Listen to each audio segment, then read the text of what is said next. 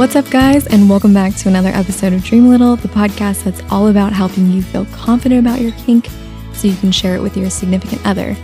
I feel like I need to start out this episode by making one thing really, really clear. Look, I am a disposables girl. I was born in the 90s, so you know I am all about it. It's totally my thing. But lately, things have been changing. If you follow me on Twitter or YouTube, you already know that I've been growing more and more interested in cloth because of the negative impact that disposables have on the environment. I mean, I think about all the used fetish gear and what happens to them once you throw them away. They go sit in a landfill and they take forever to decompose. I think it actually takes about more than 500 years for the plastic from one to decompose. And that's a really long time. And I just want to make this clear. I'm not trying to make you feel guilty for using disposables. I totally understand why you do. It's my main kink. I just thought I'd share my interest in cloth and why I've been opening my eyes to it and see if anyone else is interested in giving it a try. Obviously, diapers are not a medical need for me, so I figured I should do my part to reduce the amount of waste I create, especially when it comes to things like my kink. And if I could inspire you to at least give one a try, that's pretty awesome. I do have some objections about cloth though, as I'm sure you might as well. First up, I know literally nothing about them. I have no idea where to buy them or what to look for. It wasn't until recently that our special guest, Dan, reached out to me and informed me that there are actually multiple types of cloth and some are better than others. After reading all of his interesting tips, I knew I had to have him on the show to share his knowledge. A little backstory on Dan. He has a wife who's really accepting of his kinks, but quite frankly does not want anything to do with them. They've worked out a negotiation where Dan's able to get his needs met by hiring a professional fantasy facilitator. Can we just talk about how awesome that term is? He's even hired professionals where the scenes take place over multiple days, which I thought was really interesting. He's also created a FetLife group where ABDLs can log on to find a legitimate professional fantasy facilitator, and he's sharing his best tips on how to do so today. So if you want to reach out to Dan and thank him for sharing his tips on Dream a Little, you can reach him on Twitter at Diaper Dan. On FetLife, he's Uncle John's Band. All the links we mentioned during this episode, including Dan's contact info, FetLife pages, and cloth sites he recommends, will be linked in the summary episode of this podcast, which you can find at thelittlelounge.com/108. That's thelittlelounge.com/108. All right, I won't make you wait any longer. Let's start the show. Hey, Dan, thank you so much for coming on Dream a Little. How you doing? Hey, great, Lo. My pleasure. I'm doing great. I'm so excited to get to talk to you finally because I've actually never covered the topic of cloth diapers on the show, unbelievably. But recently my interest was piqued and it seems like you are kind of an expert on cloth diapers and I'm really excited to get to talk to you. How did your interest in cloth start and what do you identify as? Well, let's start with identify as. I'm probably best described as a diaper lover. I started more as an AB, as a bottom. And I use that term because I've done an awful lot of play in the DNS world. And I think I would be mostly known in that world as a fetishist and someone who's somewhat submissive and definitely a bottom. And I'm definitely a little. I have tried to switch, but I made an absolutely horrible big. I didn't, well, in that category. How I got interested in cloth diapers, well, first I should say I'm a little bit older than probably some of your listeners. And so, I grew up in the late 50s and 60s. And the impression for diapers for me that was left was cloth diapers, plastic pants, things like that. And over the years, I've begun to really enjoy disposable diapers as well. I get the appeal with them. I've started to go back more to cloth diapers just because I look at the amount of diapers that go into the landfill. And, I'm pretty self-indulgent in terms of my fetish and really enjoy it, but I have to think about the impact on the world around me. And so, I've kind of gone back to cloth and I really enjoy it. That is so great. And I love hearing that because it wasn't until recently I also thought about the impact on the environment. And even though from a kink standpoint, I've never really had an interest in cloth, I'm willing to give it a try, at least to see if we can reduce the environmental impact here. So as a newbie, I know absolutely nothing about cloth. And in my collection right now, I basically have one pair of cloth training pants from Rears, and that's about it. So could you give me a little insight, a little like cloth diaper 101 here? Yeah, I'd love to. And I love how all of a sudden the cloth training pants are becoming a big deal. Only 6-7 years ago, it was really hard to find training pants, and everyone's producing them now. So that's pretty cool. In terms of the diapers themselves, the thing I try to tell people, there are a lot of ABDL product sites out there that will carry a few varieties or one variety of cloth diapers, and they talk about them as if there's one kind of cloth. And nothing could be further from the truth. There are a whole variety, and that makes a big difference if you're really going to wear them much, what type you pick. There's a lot of sites out there that are actually selling flannel diapers. And flannel is actually horrible idea as a diaper. Pretty much no one has ever used flannel for baby diapers, and there's a reason for it. The way that the material works, it frankly doesn't have very good wicking properties, and it doesn't absorb very well. It feels good right out of the package because it feels like pajamas. But as I like to say, keep them for pajamas and not diapers. But a lot of sites are selling those. You really want to look for either, as a rule, bird's eye or a gauze cotton diaper. And gauze cotton is my personal favorite. It's a little bit harder to find, but there are sites that sell it. And the reason I love it is that if you really look at it really close, in fact, just look at a gauze bandage really, really close, and you see all that cross-hatching of the threads. And what that means is once you've washed it a few times, it sort of puffs up a little bit, and more of the cotton gets exposed to liquid, and it absorbs really, really well, which is why they use it in medical practices and surgery and things like that. Not only that, it's super soft. And my God, once you've washed a gauze cotton flannel diaper 2 times and put it through the dryer on high heat and then feel it against your skin, it's a really nice softness, kind of a fluffiness. And it's not dense. Like bird's eye material is another cotton that's used for diapers. It tends to be pretty dense and heavy feeling.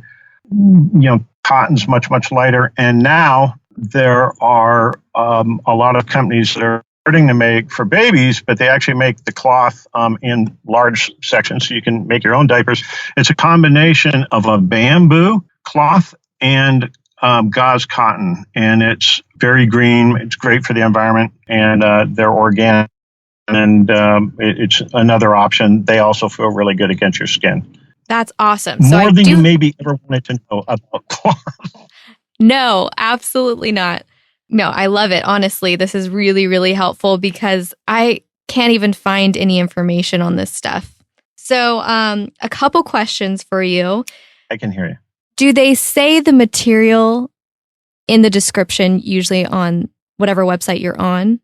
How do you find out what material it is made out of?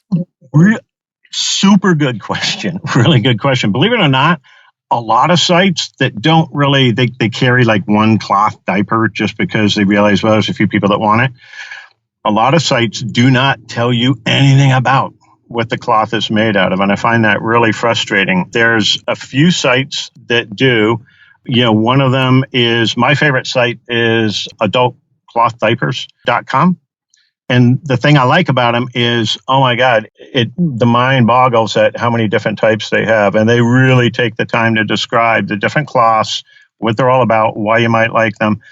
So some sites do. Actually, Rears does a pretty good job of explaining their twill cotton and why it's good. And there's another site called babypants.com that also sells the twill cotton. And it's very, very similar to gauze. And they describe it. Most sites do not. So that's why I think a lot of people buy cotton. They're really frustrated at their lack of absorbency. Absolutely. I think I've had a pair in the past, actually, that I really was not a fan of either. And I kind of ruled them out entirely, a little prematurely. So this adultclothdiapers.com, are they more of a medical site or are they specifically for ABDLs? They're definitely ABDL aware, but I think, there's a lot of these sites that apparently sell to the medical field as well, but I don't know. I always struggle a little bit with that because I get on their site and I see like lockable plastic pants. I think, I mean, I may like that as a fetishist, but it seems kind of strange to have it on a medical site. Adultclothdiaper.com is definitely ABDL aware. The people there are super friendly, really great service. And if you were going there and you were trying out diapers for the first time, they can get pretty pricey. I would recommend going with just a straight, flat gauze diaper. Don't go with the pre-folds or anything else. Just go with a flat gauze diaper that, they only offer 2 sizes. Go with a day weight, and you'd better off getting a few pairs of the day weight diapers. If you decide you want to make them a little bit thicker, and Lord knows some people do, that's great. You can double them up. But I know a lot of younger ABDLs who have never known anything but disposable diapers, and I totally get it. By the way, I love lots of disposable diapers that are out there. Their biggest problem is the bulkiness and sort of the lack of discretion, which to me is so big of a deal because I'm kind of a fetishist, and to me I'm not trying to be. I mean, I don't go out in public, but I'm not trying to be subtle in my play with diapers. So I don't mind it being conspicuous, but I totally get that some people do. So if you go with a gauze diaper and a day weight gauze diaper that isn't too thick, start with those. They're about $14 a piece. It's not too bad. And they're going to last for about 100 washes. And I think you'll find that you can fit them in such a way that they won't be too bulky. They're going to be a little bit more bulky than disposals, but pretty doable. Okay, cool. The reason I wanted to know if they were medical is sometimes these medical sites, they're not very discreet with their shipping. So what's the shipping like for some of these sites, particularly the adult cloth diapers, because it sounds like a really awesome option? Yeah, let me tell you, I totally hear you. I've been buying products for decades now. I would never buy from a site that wasn't discreet. So anything I recommend is always discreet. So the adultclothdiaper.com, for example, the name of the company is ACDC, and that's all you see on the packaging. I know, right? Perfect name. Awesome. And Fetwear is another great site that's totally fetish oriented, as the name implies, but they're all about vinyl pants and stuff like that. Fetwear is also incredibly discreet, as is babypants.com and as is Rears and Babykins, and there's lots of sites out there that I find are discreet. So I won't recommend anything to you unless it comes in very discreet plain packaging. Perfect. So I know on the surface, it sounds like, $14 for one diaper, but it's like you get 100 wears out of that. That's pretty awesome bang for your buck right there compared to, I mean, I don't know, some of these sites are selling disposable diapers for like $100 for, I don't know, like less than 50 diapers or something like that. Yeah. No, yeah. Right? I know. And I have to tell you, the disposables that I like, and let me just say, I wear disposables too. There are situations where you go places where it's not convenient to use cloth. I get that, but I try to use cloth as often as possible. But yeah, the disposables I like from Rears, the In Control, whatever, overnight diapers, they're great. The Safaris, they're great. Super expensive. So yeah. Yeah. Totally, especially for just one-time use. So, okay, let's just talk about what everyone's probably wondering. Maintenance-wise, how difficult is it to kind of maintain and keep up with this kind of diaper? You are going to have to wash them, right? I mean, can you just throw them in the wash? I honestly don't know anything about this. Yeah, no, you really do. It's not as difficult as some people would make it sound. Now, I will say that about the only sort of tip that I give people is, and a lot of people do not know this, they pull them right out of the package and go, it feels kind of funny, and they just wear them. Your pee will go all over the place. What can I say? It will actually bead up and not absorb at all. There's shortener that goes into fabrics, almost any fabric. and you need to wash it first, and that all washes away. So wash them in a vinegar and cold water once or twice, and they will be really nice and fluffy afterwards. They'll be very absorbent. That's about the only trick you really need to know. Other than that, let them rinse in cold water for just a very short while, or just run a pre-wash of cold, then wash them on hot. Do not use bleach under any circumstances, because it will cut that 100 wears down to about 30. And do not use fabric softener in the dryer. I know some of the fabric softeners smell really cool, and it kind of plays into the whole ABDL theme and everything, but it ruins the absorbency of the cloth, totally ruins it. And it also shortens the lifespan. So other than that, I pretty much just wash them and actually dry them. Unlike lots of other stuff, dry them on high heat, because once a gauze cotton diaper shrinks at the beginning, it's not going to shrink again, or not much. So dry them on high heat. That sanitizes them really nicely. Or better yet, dry them on high heat for a while, then put them on a clothesline, because nothing like the feel of cotton that's been hanging out in the sun for a while. Awesome. That was so helpful. Thank you so much. I want to switch topics here a little bit, and I was just wondering if I could, ask you a little bit about your relationship, because I know that you have an interesting setup with your wife going on, right? Yeah. So I was doing this long before I met my wife, interested in diapers and doing role playing. And, a little bit more than 30 years ago, I met the woman of my dreams and has been my lovely bride ever since. I introduced this very slowly, very gradually, and I might say we had no resources anywhere like your blog, your podcast back then. But I'm pretty proud of myself. I think I would have gotten at least a B from you on my approach. I mean, it stands to reason. You have to approach it from the standpoint of don't just throw diapers at someone, the freakiest aspect of your fetish. Rather, kind of get into the relationship and the dynamics, and that worked really well. And I must say, I was really proud of her and very happy she embraced it. We role played for 3 or 4 years. And it was never her thing, and that's fine. She always made it clear it wasn't her thing, but she was happy to indulge and very open-minded. Over time, we found, and it wasn't, I'm not just putting this on her, I think we both found that the sort of the juxtaposition between who I was in role play, as a submissive, was so completely different than who I was in our relationship, who she had married, and who I was in my vanilla life, in my professional life, and around my friends and family.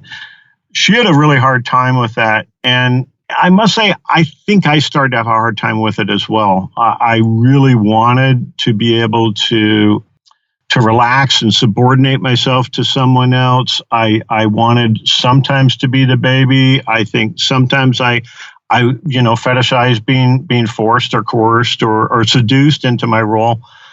And it just wasn't our relationship. So we struggled with that, and we, I loved her madly. And, frankly, I would have dropped the whole thing, and she felt pretty uncomfortable with that. We sort of reached an accord, and it was sort of a don't ask, don't tell policy. And she said, like some guys go off and play golf or go fishing or whatever, and their wives probably don't know a lot of what they're doing.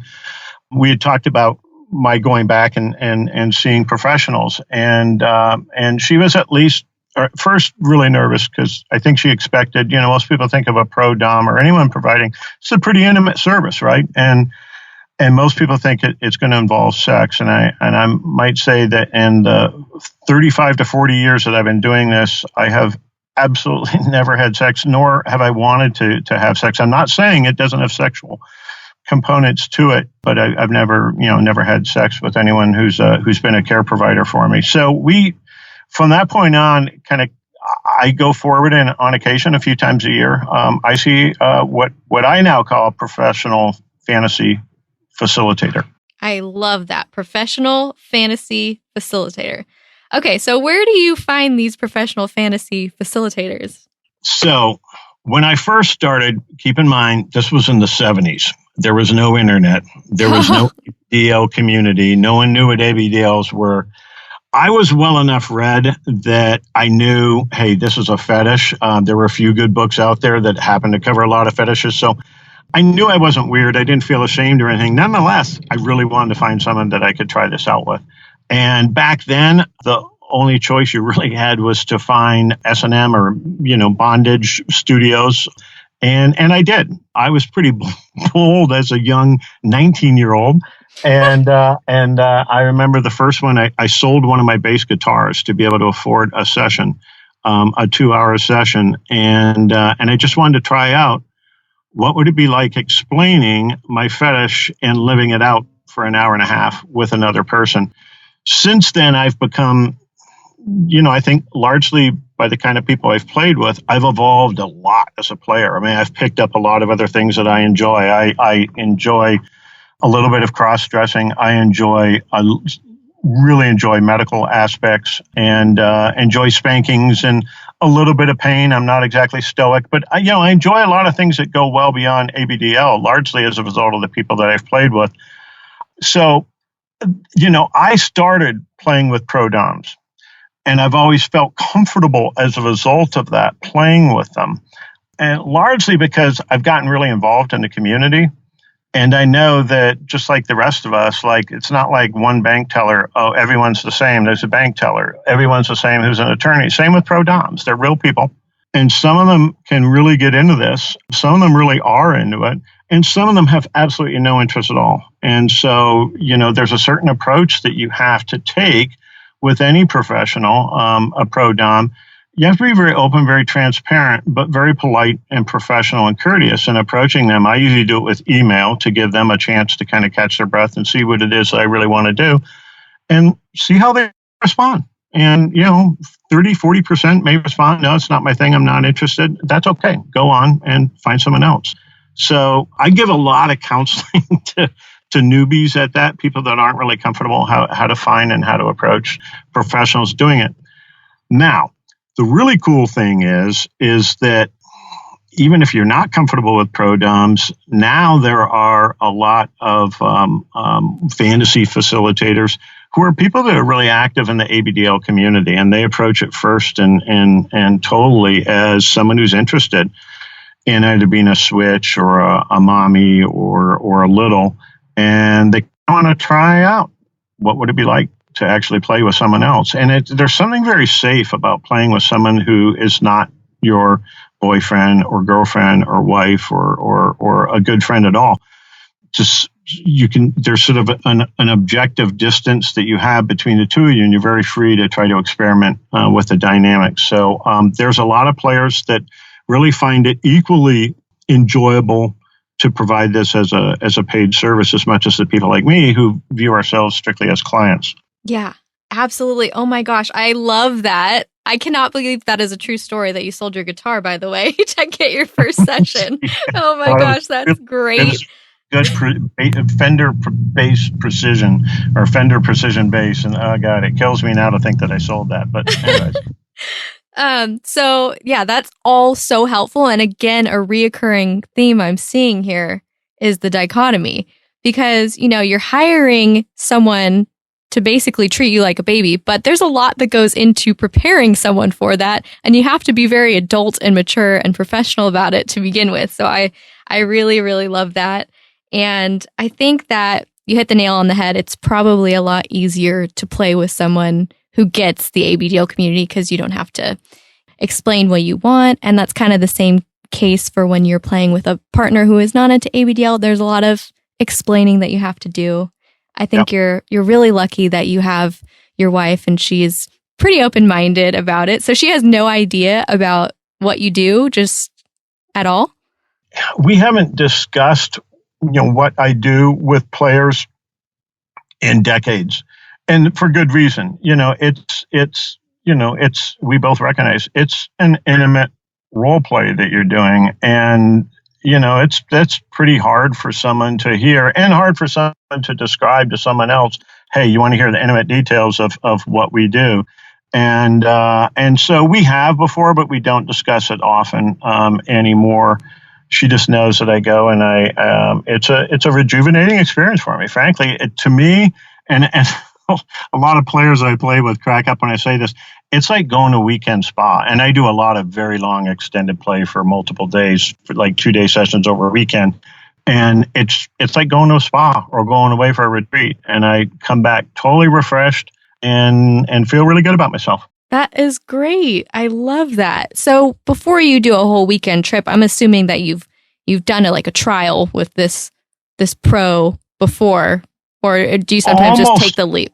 Yeah, almost always. I have taken leaps before. There are certain people who I have either seen, sort of researching people, and I've got a very good intuition, and I can look at how people write and what they write about, not just but what they like to talk about things. And I always try to find people that are very genuine, very transparent, and very sincere about themselves, their occupation, how they're doing it, what they're doing. And on occasion, after I've had several emails and a conversation with them, I'll feel comfortable enough jumping into a weekend, but that doesn't happen often. Typically, yeah, you're absolutely right. I try, we'll try each other out for a couple hours first. One of the things I also do to make it a little bit easier, and this is a little bit of counseling I would give someone who wants to approach a pro dom, you can make it a lot easier on the dom and yourself by making it very clear up front all the supplies that you're going to be provisioning for this session, because that's really daunting for a lot of DOMs to think about. I mean, they're used to providing all the stuff for a typical session, generally speaking. And you start talking about, well, then I want to do this, and then I want to be bottle fed, and then I like the feel of vinyl sheets or something like that, whatever the fetish happens to be. And she's thinking, she's overwhelmed by that. And so you can say right up front, I provision everything. I provision it brand new. It's clean. You don't have to worry about it. And so that takes a real load off her mind, and also sends a really strong message. It's kind of like paying a deposit up front. And by the way, I have no qualms whatsoever about paying a deposit for someone's time. But I also like to say, I'm going to be purchasing this stuff. And if you have like a PO box or something like that we can send it to, all the better. And it sends a really strong message about, wow, this guy's serious. Now, whether or not they want to play with me at that point, who knows? But they know I'm genuinely experienced, and I'm really serious about what I'm doing. And again, it opens field up quite a bit if you're supplying everything. Absolutely. I didn't even think about that, but it sounds like you really are the ideal client right there. Coming prepared. Absolutely. Just one last question, because I know we're running out of time here, but I know there's probably not like a Yelp for these kind of professional fantasy facilitators. Do you just find them on their website, or do you do like a Craigslist search? Like, where do you start this search online? Well, it used to be you could do Craigslist. So first off, it sort of takes one to know one, right? So after a while of doing this, you get to know the people who really do this. And I follow, like on social media, Twitter and Instagram, who are the other people that they play with. FetLife is wonderful because you can really follow people. Now, you have to be a little bit careful, because the last thing in the world you want to do is approach what I would call a community player who is not providing professional services. The last thing you want to do is be, one of those guys who approaches them and asks for, even if it's a 4-fee service. That's annoying, and you're just making a best out of yourself, and you're being a creep. So you just have to watch really carefully. But there are people like on FetLife, there are probably 7, 8, 9 different people that are well-known in the ABDL community, but who also provide professional services. And so what I did to sort of simplify things a little bit is I created an ABDL Care Available group on FetLife, and it is exclusively for care providers who are professionals to post about their services. What city I'm in, I provide this service. If you want more information, PM me, or here's my email. And clients are not allowed to respond unless they're asking polite, germane questions to the rest of the group. Otherwise, they can PM the provider. I was getting really tired of a lot of the groups that were nothing but, frankly, horny guys who were looking for a mommy. And it was just absolutely annoying and appalling. And so I was trying to create a group that would be a little more interesting for people that genuinely are interested in finding a care provider. And so if you go to the ABDO Care Available group on FetLife, I try to moderate it pretty strictly, but you'll find a lot of people I think I've had it for about 6 or 7 years now, and I'd recommend it. That's amazing. Thank you so much. I will get the link to that, and I will link it in the show notes. Well, Dan, this has been so extremely helpful, probably one of my favorite episodes. So thank you so much for coming on and sharing a bit about yourself. Hey, Lo, thanks so much, and thanks for fighting the good fight. You're doing really, really good work out there, okay? Thank you. Take care. Take care now. Bye-bye. All right, bye.